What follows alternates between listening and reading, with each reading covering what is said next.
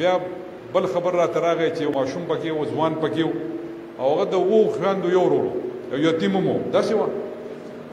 که نه نو بیا مې زړه په مخامخ جړه نشي کولی چې زما سترګو نه اوښکې راشي خو زه انسان یم مسلمان یم ستاسو ورور یم د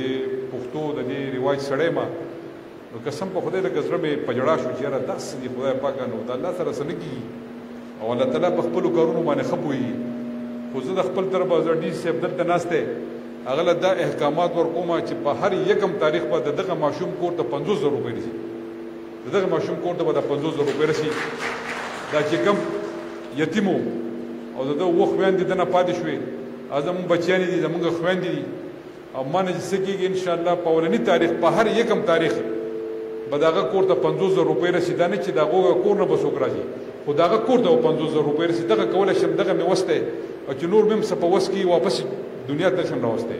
خو دغه مې وس دی انشاءالله دغه وس دسمه مې سره جاري او چې څه زما د حکومت نه کېږي هغه به انشاءالله ستاسو سره مونږ کوو